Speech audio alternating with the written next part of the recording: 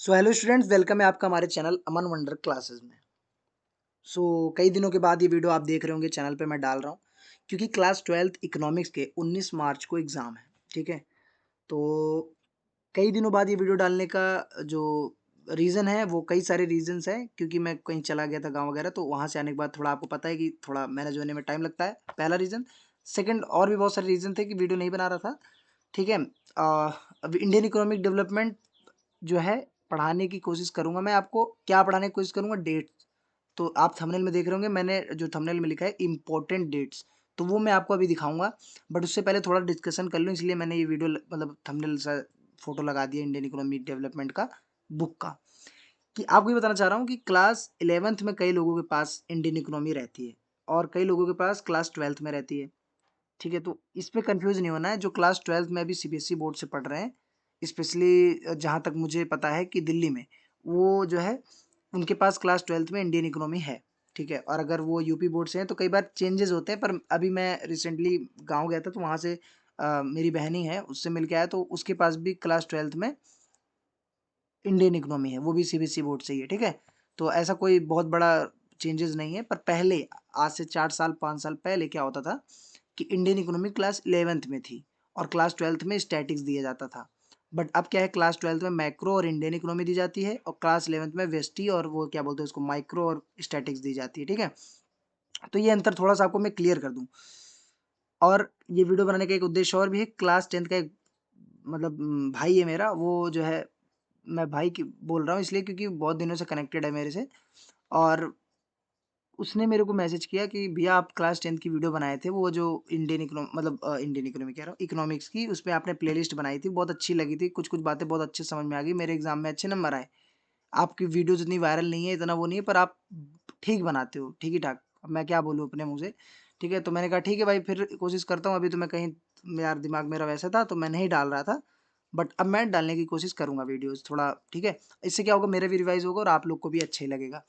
तो class 12th वालों को 19 मार्च को एग्ज़ाम है इंडियन इकोनॉमी का, या मैं बोलूँ इंडियन इकोनॉमी का, इकोनॉमिक्स का एग्ज़ाम है, तो उसमें मैक्रो और इंडियन इकोनॉमी दोनों आएंगे। दोनों का वेटेज 40-40 नंबर का ही होता है, तो आपको दोनों पे उतना ही फोकस करना होता है। बट कई बच्चे क्या करते हैं कि वो जो डेट्स होती है ना, इंपॉर्टेंट डेट्स, जैसे कि 1991 में एलपीजी आया, जो पढ़ने वाले बच्चे हैं, जो मतलब पढ़ भी रहे हैं, वो भी कई बार थ्योरी तो उनको याद होती है पर डेट्स भूल जाते हैं कि हाँ भाई इस तारीख को था कि इस तारीख को था, डिमोनेटाइजेशन इस तारीख को हुआ था या इस तारीख को हुआ था। तो उसमें जो डिफरेंस है या जो कन्फ्यूजन होता है, उस चीज़ को थोड़ा सा आपको बचाने के लिए मैं कुछ इंपॉर्टेंट डेट्स लेके आया हूँ, वो आपको मैं रिवाइज करा देता हूँ। जो पढ़ते हैं और जो नहीं पढ़े हैं वो बिल्कुल ही रट्टा मार लो भाई, क्योंकि 2 से 4 क्वेश्चन आपको देखने को एमसीक्यू के रूप में मिलता है। और अगर एमसीक्यू में नहीं मिलता है तो थ्योरी में अगर आप लिखते लिखते वो डेट्स को भी पुट करोगे तो आपके जो क्वेश्चन है वो और अट्रैक्टिव लगेंगे और टीचर को लगेगा कि इसको समझ है, इसको आता है। अभी जैसे एक बच्चे को पूछा गया कि मान लीजिए कि डिमोनेटाइजेशन क्या है, मतलब विमुद्रीकरण, हिंदी में बोले विमुद्रीकरण क्या है। ठीक है, demonetise what is demonetisation and impact पूछ लेता है। ठीक है, तो ये चीज़ें आपको ध्यान रखनी है कि कैसे उसको लिखना है, कैसे उसको टैकल करना है क्वेश्चन को।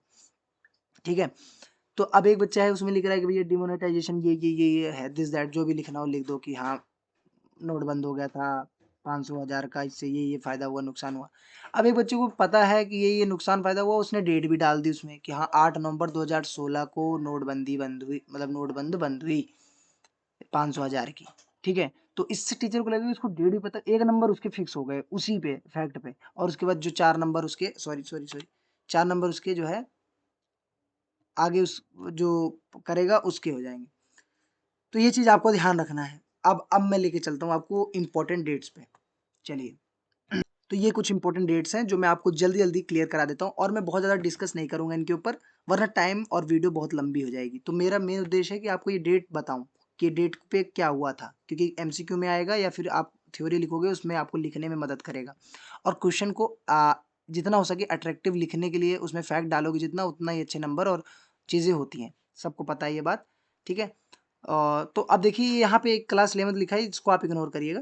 ठीक है, इंडिया कब आज़ाद हुआ था, ये तो सब बच्चे बच्चे को पता होता है, पर कई महान भाव होते हैं जिनको ये भी नहीं पता होता कि देश कब आज़ाद हुआ है।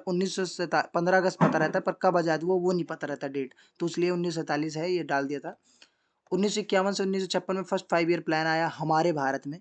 अब यही आपको समझना है। देखो, चाइना में अलग समय पे लागू हुआ, पाकिस्तान में अलग समय पे लागू। जब आप इंडियन इकोनॉमी का लास्ट वाला चैप्टर पढ़ते हो उसमें आप इंडिया, चाइना और पाकिस्तान के बीच में डिफरेंस पढ़ते हो, तो वो उससे ज़्यादा एमसीक्यू में आते हैं, और जीएसटी से आता है, तो वो सारी चीज़ें मैं अभी आपको क्लियर कर दूंगा। तो 1991 में 1956 में हमारे यहाँ फर्स्ट 5 ईयर प्लान लागू हुआ, और ये जो मॉडल था हेराल्ड डोमर मॉडल पे था। फिर सेकंड हम बात करें तो 1956 से 1961 सेकंड 5 ईयर प्लान हमारे यहाँ लागू हुआ। इसमें महालनोबिस मॉडल पर अपनाया गया। पीसी महालनोबिस इनका पूरा नाम था। पीसी का मतलब था कोई जैसे प्रशांत चंद्र या प्रेमचंद, ऐसे आई थिंक प्रशांत चंद्र ऐसे कुछ नाम था उनका। महालनोबिस मॉडल पर था, ठीक है। और ये इन्हीं के दिन पे 29 या जून को कुछ स्टैटिक डे भी मनाया जाता है। उतना आपको डीप में नहीं जाना है, मैं बस बता दे रहा हूँ, थोड़ा अगर आ जाए तो। अब जैसे ये 1965 से 1966 में ग्रीन रेवोल्यूशन की बात दिखा रहा है। अब इस पे 2 या 3 तरीके के क्वेश्चन बन सकते हैं ग्रीन रेवोल्यूशन पे। पहला तो आपको थ्योरी पूछ सक देगा कि भाई ग्रीन रेवोल्यूशन क्या है, या ग्रीन रेवोल्यूशन क्या फायदा हुए देश को, या कैसे, वो आपको पता है कि कई तरीके से घुमा फिरा के पूछता है। और दूसरा पूछ लेगा एमसीक्यू के रूप में कि ग्रीन रेवोल्यूशन में किस टाइप के बीजों का प्रयोग किया गया है, तो HVY दे देगा वो, HIV नहीं दे दे, यही ध्यान रखना है आपको। HIV लिख देगा, HVY लिख देगा, या कुछ और लिख देगा, ठीक है। तो आपको ध्यान रखना है HYV होना चाहिए, HYV हाई यील्डिंग वेराइटीज। क्योंकि जब मेरे टाइम में एक ऐसे क्वेश्चन आया था, तो उसमें क्या हुआ, बच्चे ने क्या कर दिया, दूसरा ऑप्शन मार दिया। उसको याद था कि पर उसने देखा कि यार सब सेम ही लग रहा है, तो उसने उतना ध्यान नहीं दिया HYV पे, तो उस पर कुछ और पूछ लिया था। HIV नहीं था, कुछ और ही था, ठीक है।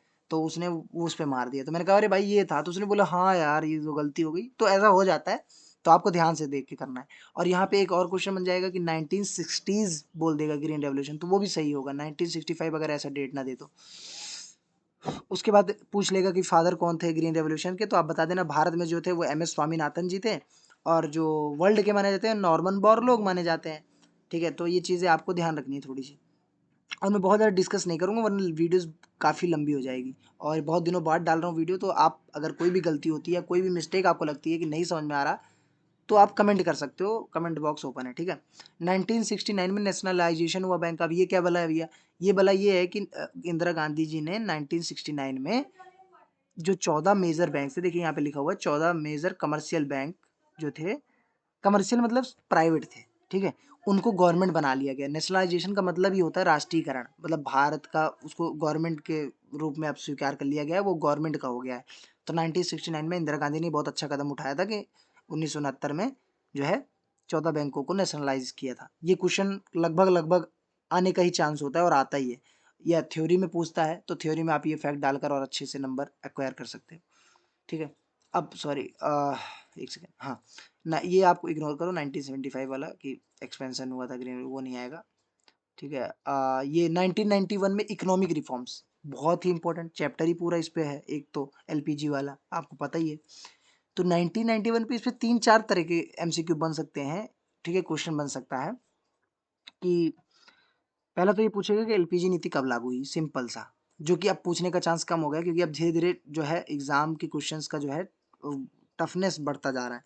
तो 1991 में ऐसे नहीं पूछेगा। वो ये पूछ सकता है कि 1991 में जो उस समय के वित्त मंत्री कौन थे, तो डॉक्टर मनमोहन सिंह, जिनका रिसेंटली अभी देहांत हुआ था, आपको सबको पता है। ये जो थे बहुत अच्छे हमारे देश के वित्त मंत्री उस समय के थे, जब इन्होंने ये LPG नीति हमारे यहाँ अपनाई थी। और ये LPG नीति क्यों अपनाई थी, ये आपको थोड़ा सा बता देता हूँ कि भैया उस समय हमारे देश में बहुत कर्जा हो गया था, बहुत पैसा नहीं था, जो राजकोषीय घाटा था बहुत ज़्यादा हो गया था, और 15 दिन के ही पैसे हमारे पास रह गए थे। तो उससे क्या हुआ कि देश को बचाने के लिए डॉक्टर मनमोहन सिंह और उस समय के प्रधानमंत्री जी जो थे, गए IMF के पास, और इंटरनेशनल मॉनेटरी फंड ने बोला कि भैया हम आपको दे तो देंगे, जो अमेरिका की संस्था है, ठीक है, उसने बोला पैसे दे देंगे सर, आपको लोन दे देंगे, बस ये चीज़ें आपको अपनानी पड़ेगी अपने देश में। तो हमारे देश में यही अपनाया गया कि लिबराइजेशन, प्राइवेटाइजेशन एंड ग्लोबलाइजेशन, ठीक है। मैं आपको जल्दी जल्दी में कुछ चीज़ें बता रहा हूँ कि क्वेश्चन ऐसे बनते हैं और आएगा।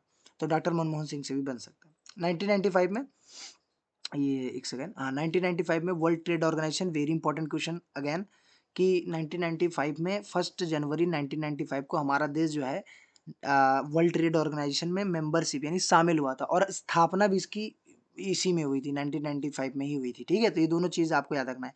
चाइना इसमें लेट में हुआ, 2001 में हुआ, बाकी पाकिस्तान ने भी 1995 में ही इसमें ज्वाइन किया, ठीक है। ये क्या करता है भैया, ये अब देखो नाम ही देख रहे हो, वर्ल्ड ट्रेड ऑर्गेनाइजेशन है, तो ट्रेड मतलब क्या होता है, व्यापार।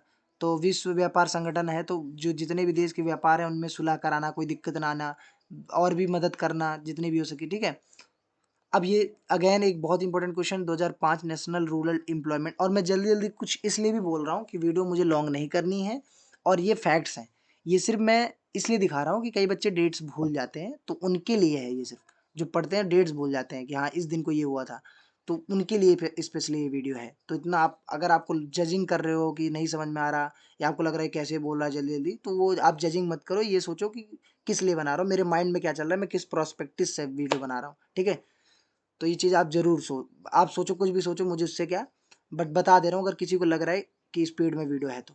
2016 में डिमोनेटाइजेशन अप्लाई किया गया हमारे भारत में, ठीक है। 8 नवंबर 2016 को, 8 नवंबर 2016 को हमारे यहाँ डिमोनेटाइजेशन अप्लाई किया गया, मोदी जी ने किया था, आपको पता ही होगा, 500,000 के नोट को बंद कर दिए थे। अब इससे भी थ्योरी में भी क्वेश्चन बनेगा ही बनेगा, तो ये आप फैक्ट डालोगे तो अच्छा। हाँ, इसमें क्या दिक्कत होती है कि बच्चे क्या करते हैं आपको पता है, 8 नवंबर 2016 दिया है, वो ये याद कर रख लेते हैं कि 2016 में डिमोनेटाइजेशन हुआ, डेट याद ही नहीं रखते। अब एग्जामिनर क्या करेगा भैया, आपसे पूछ लेगा कि बताओ 9 नवंबर, 10 नवंबर, 15 जुलाई, तो अब बच्चे 2016 दे देगा पर डेट बदल देगा आगे का, तो बच्चे तो पढ़ के गए हैं 2016, तो उनके साथ ये प्रॉब्लम ना हो, इसलिए आप इस चीज़ को जरूर ध्यान रखिएगा कि 8 नवंबर 2016 को ये चीज़ है, ठीक है। 2017 को बात करें तो introduction of goods and service tax यानी जीएसटी को लागू किया गया, और ये 2017 में आया, और बहुत ही इंपॉर्टेंट क्वेश्चन है, हर बार पूछा जाता है, मेरे टाइम पे भी ये पूछा गया था कि जीएसटी कब लागू हुई, ठीक है। तो 1 जुलाई 2017 को, और 17 से कुछ ऐसे टैक्सों को हटाकर ये लाया गया था। जीएसटी जो है एक इनडायरेक्ट टैक्स है, ये भी आपको ध्यान रखना है। अब यहाँ पे पाकिस्तान, और ये देखो चाइना और इंडिया, इसलिए मैं थोड़ा सा क्या करता हूँ, कंपैरेटिव यहाँ पे टेबल बना हुआ, इसी से आप समझ लेते हो, बहुत अच्छे से समझ जाओगे, और ये पीडीएफ बहुत अच्छा है, और अच्छा है, ठीक है। कंपैरेटिव टेबल ऑफ की इवेंट्स ये क्या है भाई, कि इंडिपेंडेंस जो हुआ था हमारा भारत, वो 15 अगस्त 1947, सबको पता है, पर पाकिस्तान एक दिन पहले हुआ था। चाइना 1 अक्टूबर 1949 का हुआ था। तो कई लोगों को ये भी कंफ्यूजन होता है भैया कि हमारा ही देश गुलाम था क्या, तो पाकिस्तान तो हमारा ही बच्चा है ना भाई, वो तो हमारे ही मतलब अलग हुआ है। पहले अखंड भारत था, उससे अखंड भारत तो बहुत पहले था, मतलब कहने का मतलब है कि इंडिया जो है, इंडिया से ही तो पाकिस्तान बना, आपको सबको पता है। तो 14 अगस्त 1947 को, एक दिन पहले ही अपनी आज़ादी मानता है। 1 अक्टूबर 1949 को चाइना हुआ था। फर्स्ट 5 ईयर प्लान इंडिया में आया 1951 में, पाकिस्तान में 1955 में, और चाइना में 1953 में। बहुत ही इंपॉर्टेंट है ये, इसीलिए ये टेबल मैं बता रहा हूँ, ये टेबल जरूर पढ़ के जाना और याद कर लेना कि जो लास्ट चैप्टर है ना हमारा, इंडिया पाकिस्तान और चाइना वाला, जो इंडियन इकोनॉमी में कंपैरिजन वाला, वो है ये टेबल। तो ग्रीन रेवोल्यूशन हमारे यहाँ जो आया वो 1965 में हमने अपनाया, या 1960s में हम कह सकते हैं, पाकिस्तान ने 1960s में, चाइना ने लेट 1970s में अपनाया। नेशनलाइजेशन हमारे यहाँ 1969 में हुआ, आप सबको पता है, 1969 में 14 बैंकों का, और इसने जो पाकिस्तान ने इंडस्ट्रीज़ का किया 1972 में, और चाइना का इसमें कोई रोल नहीं है।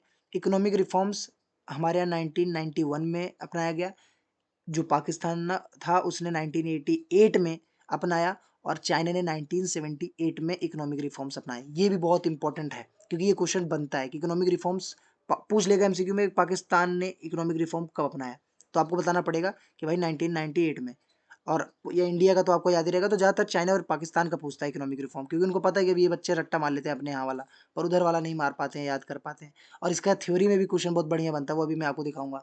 WTO मेंबरशिप 1995 में हम ज्वाइन, हम पाकिस्तान भी, और ये 2001 में मैंने आपको बताया। अगर मैं जल्दी बोल रहा हूँ तो आप नोट कर लेना, और ये भी सेज वाला याद रख लो कि स्पेशल इकोनॉमिक जोन इंडिया 2000 में मतलब इसमें आया, पर सबसे पहले 1980s में first SEZ in Shenzhen, Shenzhen China की एक जगह है, वहाँ पे ये अपनाया गया था। इसमें मतलब कुछ छोटे जो होते हैं वो, आ, हम ऐसे ही बोल सकता हूँ, पिछवाड़े जो है, ऐसे नाम ही ऐसा है, क्या बोलूँ, कि भाई वो कुछ भी छोटे मोटे रोजगार को चालू कर देते थे।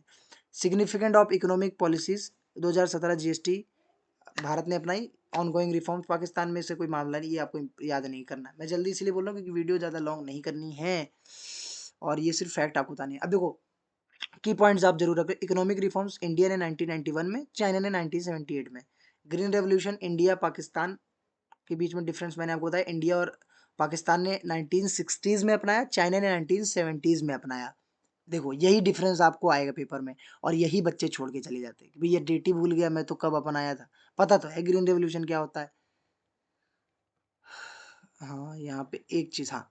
अब ये देखो फ्रीक्वेंटली आस्क्ड क्वेश्चन जो बार-बार आते हैं, मतलब पीवाईक्यूज़ का सीबीएसई में, वो मैंने थोड़ा-सा इसका देखा। तो compare and contrast the economic reforms of India and China. Focus on the timing, nature and reforms and outcomes. मतलब ये कह रहा है कि इंडिया और चाइना ने जो इकोनॉमिक रिफॉर्म्स अपनाया है, उसमें क्या मूलभूत अंतर है, क्या दिक्कतें थी, क्या था, वो सारी चीज़ें आपको बतानी है। तो बस यही इम्पोर्टेंट है, और ये कई बार ये क्वेश्चन बनते हैं, पर अब इतने छोटे क्वेश्चन बनते नहीं, ये बहुत ही लॉन्ग क्वेश्चन बनाते हैं, केस स्टडी टाइप का बना देते हैं।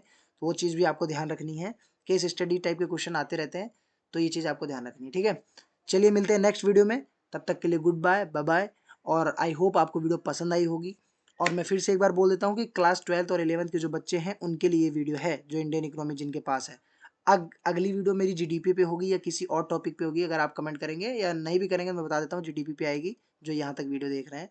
और कोशिश करूँगा कि अब वीडियो लगातार आती रहे, ठीक है?